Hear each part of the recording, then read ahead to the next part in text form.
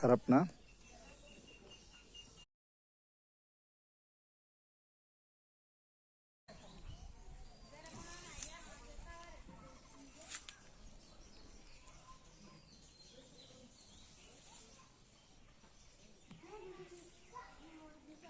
এটা লিচু গাছ, এটাও আমাদেরই গাছ, আমার হাতেরই স্মৃতি।